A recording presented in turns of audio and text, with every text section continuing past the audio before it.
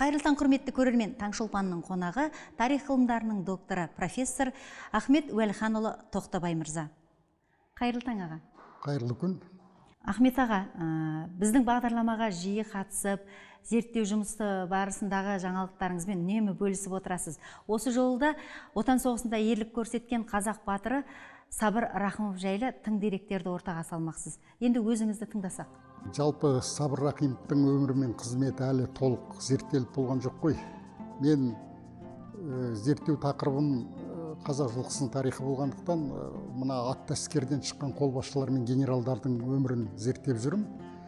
Соған байланысты 1991 жылы мынау Өзбекстанның мемлекеттік музейінде, Ташкент қаласындағы, соның фондысында жұмыс істегенде Сабыр Рахимовтың өмірі мен қызметіне байланысты көптеген бірегей құжаттар бар екен.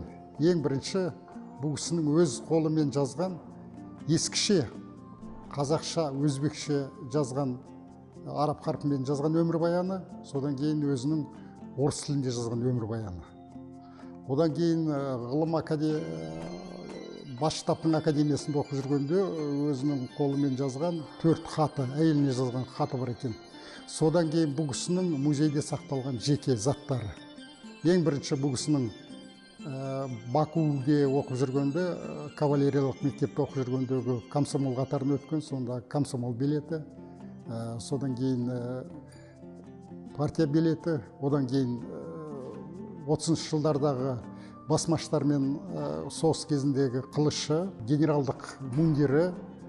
Осын 1945 жылы 26 март күні снаряд дәл жанына түсіп, қайтыс болған кездегі мына қолбасшылар киетін канадалық тоны. Сол тонның жаңағы жағасына қатқан қанға дейін барлығы әлі күнге дейін қап-қара қошқыл болып тұр.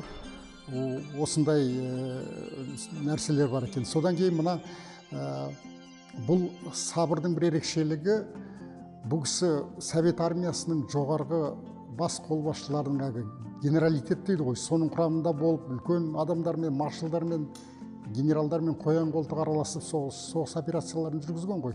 Сол кісілердің Сабыр туралы жазған естеліктері.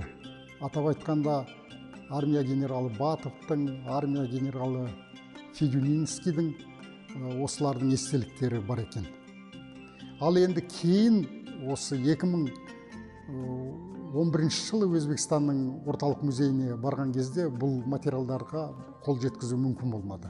Ташкент қаласында Сабыр Рахимовқа орнатылған ескерткіш кейін алынып тасталды. Соның себептеріне де үңіліп көрдіңіз бе? Сабыр Рахимовтың ол қазақ екені толық дәлелденді ғой. Содан кейін жалпы бұл екі халыққа бірдей тұлға деп ойлаймын. Неге десең, Сабырдың шешесі өзбек, Бахрайым деген кісі ол. Енді жастайынан жаңағы жетім қалғаны белгілі. Соған байланысты осындай Қазақстанда үлкен шаралар жүрді. Соған байланысты белгісіз себептермен осы Сабырдың жаңағы үлкен ескерткіші алынып тасталды да, оның жаңағы мүсіні Бабур атындағы скверге қойылыпты. Енді көптеген жаңағы Сабыр Рахымов атындағы метро станциясы, Сабыр Рахымов ауданы, ол кісінің атындағы мектеп, барлығы түгел алынып тасталған. Бұл енді әрине өте, мен ойлаймын, бұл шолақ саясат деп ойлаймын бұл. Неге десең, бүкіл отан соғысынан бастап осы бергі заманға дейін Сабыр өзбек халқының атағын шығарды ғой. Өзбек халқының перзенті ретінде көптеген фильмдер, пьесалар жазылды ол жайында. Сабыр Рахымов өзбек халқы Сабырдың атымен мақтанды ғой. Енді соны бірден шорт кесіп, осыны алып тастау дұрыс емес. Сіздің қазақтан шыққан генералдарды зерттеп жүргеніңізді жақсы білеміз. Қалай ойлайсыз, қазақтың тұңғыш генералы кім? Қазақ генералдары ең алғашқы кім дегенде, ол сонау Ақ патшаның тұсында Қазан төңкерісіне дейін шыққан орыс армиясының қолбасшыларының бірі Убайдулла Жәңгіров, Жәңгір ханның 4-ші ұлы. Бұл кісінің енді мына орыс-түрік соғысының батыры 1877-78 жылды.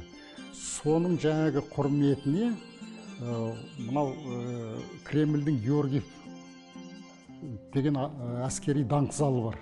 Сонда орыс армиясының қолбасшылары, сонау Суворов, Кутузовтан бастап барлығының есімдері алтын әріппен жазылған. Солардың қатарында Ғұбайдолла Жангіровтің есімі тұр. Енді бұл өте сондай бір қуаныш тұтатын, бір мерей тұтатын, мақтан тұтатын нәрсе. Бұл кісі содан кейін үлкен отставкаға шыққаннан кейін қоғамдық жұмыстар жүргізген. Мынау қазақ даласынан келген делегацияларды, солардың мұң-мұқтажын жаңағы байланысты патшаға кіргізіп, сол кісілердің жаңағы мақсат мүддесіне көмектесіп, екіншіден бұл кісі қажыға барған. Кеңес дәуірінде кім тұңғыш генерал десек, бұл Шәкір Жексенбаев. Ол қазақтың бірінші үлгілі атты әскер полкының мына Бөкей Ордасында құрылған.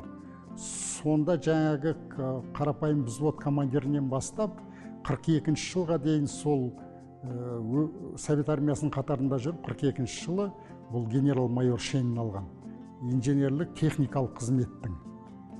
Сондықтан да жаңағы осы кісілердің, Сабыр Рахимовтың да, Шәкір Жексенбаевтың да, Ғұбайдолла Жангіровтың де бірінің қызметін екіншісіне ауыстырмай осылай зерттеуіміз керек.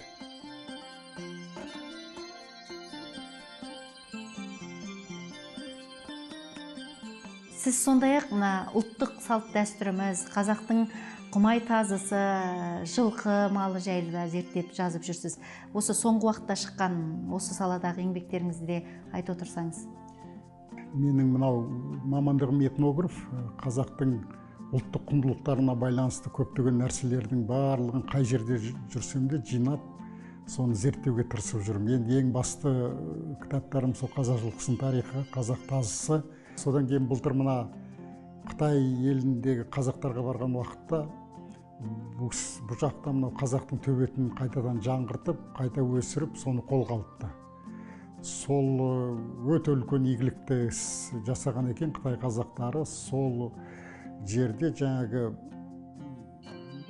70-80-дей төбет бағып отырған Мамырбек Көкжасарұлы деген қазақтың 35 жасар ғана азаматы үлкен питомник ашқан. Қазақ төбетін сол кісінің жаңағы зерттеулерінің арқасында, сосын Пекиннің ауыл шаруашылығы ғылым академиясының ғалымдарының арқасында бұл қазақтың төбеті дүние жүзіндегі 10 рейттің қатарына кіріпті.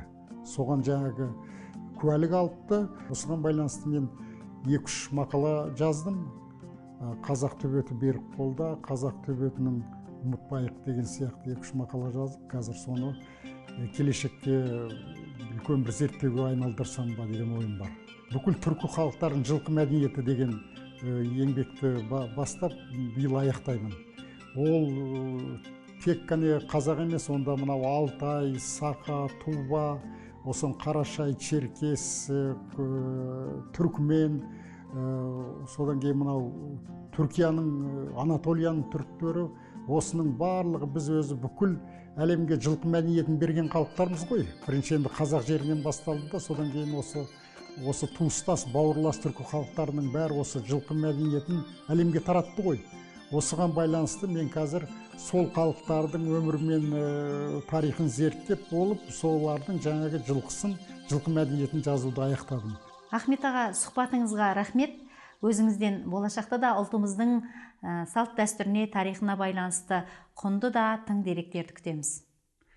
Көріскенше күн жақсы. Құрметті көрермен, Таңшолпанда қонақта болған тарих ғылымдарының докторы профессор Ахмет Уәлиханұлы Тоқтабай мырза. Амандықпен жүздескенше.